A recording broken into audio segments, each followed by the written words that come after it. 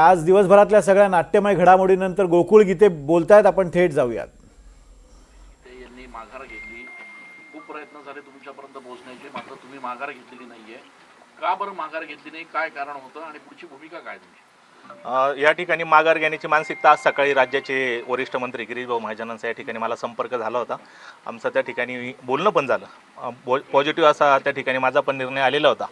पण काल संध्याकाळी आमदार किशोर दराडे यांचा मला त्या ठिकाणी संपर्क झालेला होता आणि संपर्कात त्यांनी मला बोलता बोलता मला बोलले की तू अजून म्हातारा नाही झाला.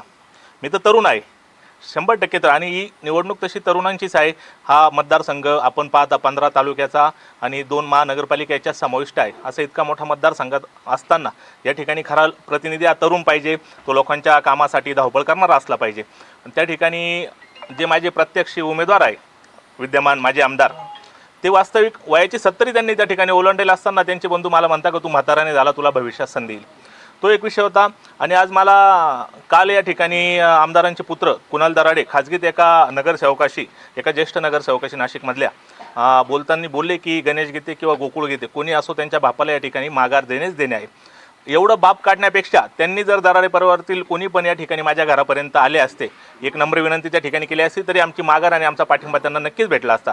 पण या ठिकाणी माझा किंवा कोणाचाही बाप असतो, तो बाप असतो आणि कोणाचाही बाप काढला किंवा माझा काढला तर मी ती माघार द्यायची कशी, हा मोठा प्रश्न आज या ठिकाणी मी त्या विवंचनेत होतो. आणि त्या विवंचनेतून या ठिकाणी माझा दुपारनंतर निर्णय पक्का झाला की निवडणूक मी कंटेन करणार, लढवणार. मला किती त्या ठिकाणी राजकीय दबाव प्रेशर आला तरी मी निवडणूक त्या ठिकाणी माघार घेणार नाही आणि माझी भूमिकेवर मी 3 वाजेपर्यंत ठाम राहिलो. ते म्हणजे गीतेंना जर समजा दराडेंचा फोन आला नसता किंवा अशा शब्द वापरले गेले नसते तर तुम्ही माघार घेतली असती? 100% मी गिरीश भाऊ महाजनांच्या शब्दाला त्या ठिकाणी मान द्यायची माझी तयारी झाली होती. कारण त्यांनी त्या ठिकाणी मला काही गोष्टी सांगितल्या होत्या भविष्यातल्या पण पुनर्वसनाबद्दल गणेश गीते साहेबांच्या, आणि मला ते मान्य झाल्या होत्या. पण त्या ठिकाणी या निवडणुकीला दराडेंकडून त्यांच्या जे काही अश्लील शब्द किंवा त्यांचे जे वाह्य शब्द आले त्यामुळे माझ्या भावना दुखावल्या गेल्या, माझ्या भावनांना त्या ठिकाणी ठेस पोचली आणि त्या ठिकाणी नंतर माझा निर्णय हा बदलला. कुणाल दराडे म्हणतायत की ते मॉर्फ आहे, तो माझा आवाज नाही आहे, तुमचे काय ते गैरसमज झालेले आहेत असं ते म्हणतात. नाही, आता ते सारवासारव करताय. पण जे आता वास्तविक काय, ज्या नगरसेवकाबद्दल जवळ ते बोलले, मला त्यांचं नाव त्या ठिकाणी उघड नाही करायचं. शेवटी त्या माणसाने पण आपल्या विश्वासावर त्या ठिकाणी जे मला ऐकवण्यासारखं होतं तो व्हिडिओ मी तुम्हाला माझ्या होते आपल्याला भेटलेला आहे किशोर दराडेंचा. पण दराडे मला समजवण्यासाठी भेटण्यासाठी मला त्यांचा प्रयत्न एकदाही पण आले नाही. फक्त काल किशोर दराडेंचा त्या ठिकाणी मला फोन आला आणि फोनवरच ते मला बोलले. आता अनेक घडामोडी घडून गेलेल्या आहेत. आता आपण निवडणुकीच्या रिंगणामध्ये आहे, महायुतीकडे बहुमत आहे. आपण कशा पद्धतीने एकूणच ही निवडणूक लढणार आहात आणि आपलं काय प्लॅन असणार? मी आपल्याला फॉर्म भरला त्या दिवसापासून सांगतोय का 619 मतदार आहे.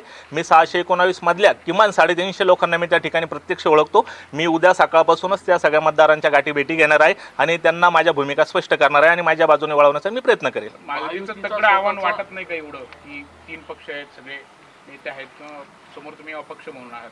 नाही, आता पुन्हा तीच गोष्ट येते. मी या निवडणुकीचा तुम्हाला मागील 25-30 वर्षाचा इतिहास पण सांगितलेला आहे की ज्यांच्याकडे मतदान नव्हते ते लोक या मतदारसंघात आमदार झाली. निवडणूकच व्यक्तिगत संबंधांची, या ठिकाणी महायुती किंवा आघाडी किंवा आणखी काही हे कुठलीही थेरी या ठिकाणी या निवडणुकीमध्ये ठरत नाही. कारण त्या लोकांना एक विश्वास लागत असतो की आमचं काम कोण त्या ठिकाणी करणार. आणि आपल्याला माहीत आहे मागच्या 8 वर्षात हे जे विद्यमान आमदार आहे नॉट रिचेबल राहिलेले आहे. मी काल त्यांच्या बंधूंनी मला त्या ठिकाणी व्हिडिओमध्ये सांगितलं की तू आमच्या व्यक्तिगत बोलतो. मी त्यांच्या व्यक्तिगत बोललेलो नाही. मी एवढंच सांगितलं की त्यांच्या आमदारकीचा फायदा त्यांनी फक्त त्यांच्या संस्थेच्या विस्तारासाठी केला आहे. मी त्यांच्या संस्थेबद्दलही कुठेही अक्षरशः शब्द त्या ठिकाणी बोललेलो नाही. महाविकास आघाडीने कॅन्डिडेट दिलं नाहीये. महाविकास आघाडी खूप नगरसेवक आहेत.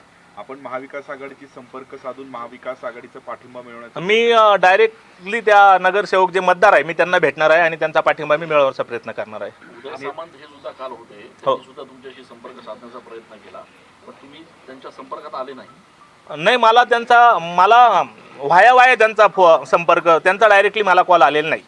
मला नाशिकमधले काही नगरसेवक त्या ठिकाणी फोन करत होते पण स्वतः सामंत साहेबांचं माझं त्या ठिकाणी कुठलंही बोलणं काल झालेलं नाही भेटीसाठी. जर बंद असेल तर तुमच्याशी संपर्क कसा होणार डायरेक्ट? मी आता तुमच्या समोर सांगतो की पुढील 6 वर्ष रिचेबल राहण्यासाठी फक्त आज 6 तास मी माझा फोन नॉट रिचेबल केला होता. पण हे जे विद्यमान आमदार आहे 8 वर्ष नॉट रिचेबल आहे. आता या मतदारांनी ठरवायचंय 8 वर्ष नॉट रिचेबल असलेल्या व्यक्तीच्या मागे जायचंय का पुढे 6 वर्ष जो माणूस रिचेबल राहणार आहे त्याच्यासोबत जायचंय. पण आता महायुतीचं उमेदवार आहे, भाजप शिवसेना एकत्रित काम करणार, नगरसेवकांना तसे आदेश दिले जाणार. तुम्हाला वाटतंय का की नगरसेवक तुम्हाला मतदान करतील पक्षाचा आदेश डावलून? नक्की या निवडणुकीमध्ये कुठल्याही प्रकारचा विपा या ठिकाणी लागू होणार नाही. त्या नगरसेवकांचे व्यक्तिगत मत असणार आहे आणि व्यक्तिगत मतावर त्यांना ठरवायचं आहे दराडे की गीते. स्वतः गणेश गीते यांनी असं म्हटलंय, जे पक्ष सांगेल ते मी करेल. 100% ते त्या पक्षाचे सक्रिय पदाधिकारी आहे आणि त्यांनी पक्षाशी लायबल राहावं असं मला पण वाटतं. ते पण मतदान करण्याच्या बाबतीत जर त्यांना आवाहन करत असं सांगितलं की तुमच्या विरोधात, त्यांनी करावं. मी सांगितलं ना, आमच्या वहिनी त्या ठिकाणी मतदार आहेत आणि त्यांनी त्यांचा महायुतीचा धर्म पाळला पाहिजे.